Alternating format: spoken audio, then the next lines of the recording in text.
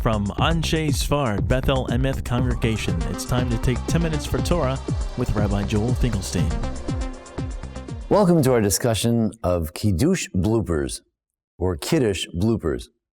Kiddush or Kiddush is made, of course, on Friday night and Shabbos morning. It's interesting to note the Rambam, Maimonides, thought you should make Kiddush at Shalosh Shudas too, to establish all the meals of the Shabbat over wine.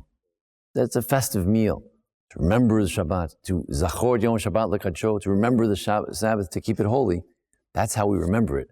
We remember something when you have a drink over it, when you make Kiddush over that occasion. But there are certain things we sometimes get wrong. Number one, when we have a cup, Kosir Vaya, my cup overflows, we want to have an overflowing cup. We want to have a full cup. We don't want to fill it halfway. We don't want to feel like, well, I don't want to waste all this wine, so I'll just fill it halfway. Well, then get a smaller cup. It should be at least 3 ounces, but fill it up all the way. Some, for Kabbalistic reasons, would like it to actually overflow. They want to see it overflow. But certainly, you want to get close to the top. That's blooper number one. People make Kiddush on a cup that's not full. Second problem, most common prevalent, is that there's such a beautiful tune, Ivanu v'charta. People like to sing along. Well, what are you doing? Are you listening to the one who's making the Kiddush? Are you saying it yourself? So it's better to hum along, but not sing along, because you want to hear every word from the one who's making the Kiddush. You don't want to drown him out either. If you hum too loud, then you can't hear him, and then you haven't really heard the Kiddush. So that's pitfall number 2.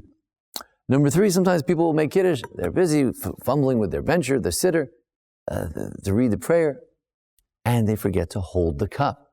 So hold the cup. How do you hold the cup? There's a beautiful Kabbalistic idea, holding it like a petaled rose with all the fingers underneath the cup. But certainly, some people hold the cup like this. But certainly, you want to hold the cup in your right hand, not the left hand. Right hand is considered more honorific. Another blooper that people make is that you have to decide, are we all standing around the table? Are we all sitting? There are different customs about how to make it, but everyone should be doing the same thing. And everyone should be clearly standing around the table. If you're listening to the person leading the Kiddush, you shouldn't be running around. The kids can't be running around. The wife or the husband can't be going to get something from the other side of the kitchen or something. Everyone should be focused and gathered around. Make it clear that this is a group that has established themselves, made a kfiyut, to hear Kiddush together. Some argue for that reason that everyone should be sitting to show that we're reclining and having that meal together. But at least we should be standing around the table together. Also, the person who's making Kiddush and those who are listening need to have in mind that the person who's making it needs to have in mind that he's fulfilling the mitzvah for others. And those who are listening have to have in mind that they want to get the mitzvah, to be yotzei, to get this mitzvah. Now, some people also get premature pourers. They say, and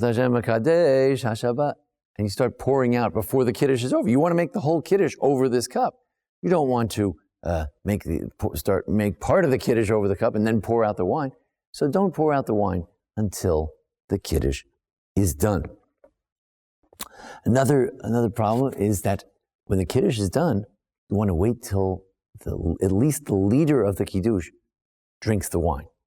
After all, he made a Brei Gafen, he made a blessing over the wine, and now when the Kiddush is over, in order to fulfill that mitzvah, you want to actually drink that wine that he made a blessing over. And unless the leader or somebody drinks that wine, you don't want to talk. Some would argue that you'd have to repeat the whole Kiddush if you talked in between the Kiddush and the drinking itself. Now, if you want to drink, then you don't want to have to make Brei Gafen again. You already listened to his Brei Gafen, her Brei Gafen. So you should be able to just fulfill your Brei Gafen, your blessing over the wine, with their blessing. But if you talk in between the Kiddush and the drinking, then you're going to have to make Brei Gafen again. And you don't want to make Brei Gafen on a little bit of wine. You want to fulfill the mitzvah with the wine that was in the nice full cup. So you really want to listen, fulfill the notion of making a blessing over the wine by listening, answering amen to that blessing, remain silent, and then drink after that. There's also another law in the Talmud that we don't drink before the person who pours it out. If the person starts to pour out the wine to everyone, in some families, it's a whole process. Sometimes the leader will quickly drink a bit. That's a good idea. But if he doesn't, then you can't drink before him. The one who leads the Kiddush, he gets to make Kiddush first. Can a woman make Kiddush? Certainly in the privacy of her home, to make Kiddush for her family. Yes, a man or a woman can make the Kiddush. It's an equal obligation on men and women. Finally, those who are not so familiar with the actual words and the sound, not Shabbos today, but I'll just recite the Kiddush for those who would like to hear how it sounds. We begin Vayhi Erev, Vayhi Voker, Yom HaShishi, the first letters. You want to start the verse, Vayhi Erev, Vayhi Voker, you say it quietly, and you start Yom HaShishi, Vayichulu HaShamayim, those 4 words, Yom HaShishi, starting with those words. Spell out the name of God, the Yud Kei Vav Kei, the 4-letter name of God, the Tetragrammaton. So we start with that, but we want to sort of utter under our breath the beginning of that verse, because you don't want to start a verse in the middle. There are those who start the verse even further back, because there is another part of this verse as well, that God finished the creation of the heavens and earth, and he saw that it was good.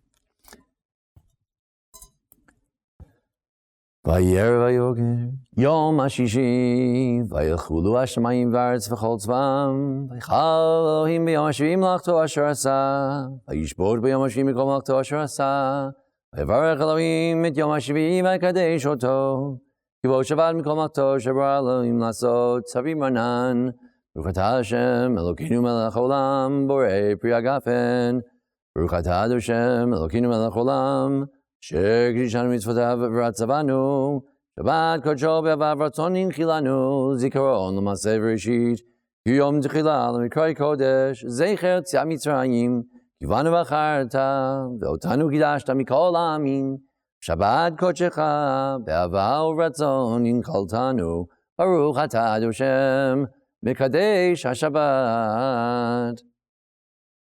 Then you would drink. This is the Kiddush. These are some of the bloopers, some mistakes that people sometimes make. Main thing is to make Kiddush Friday night, that form. Shabbat morning, basically it's just Broi Pri Hagafen. Customary, however, to recite the Vishamru from Exodus, to recite the passage about Shabbat from the 10 Commandments, and then the Broi Pri Hagafen. Some have a custom in the morning just to recite Broi Pri Hagafen, and that's it. Thank you for joining us here at the Anshe Sfard Bethel Emeth congregation. Learn more about Kiddush and problems that come up while you make Kiddush. Thanks to Jason Lefkowitz, our producer, and thank you all for joining us. Thank you. This has been 10 Minutes for Torah with Rabbi Joel Finkelstein. To learn more, visit ASBEE.org.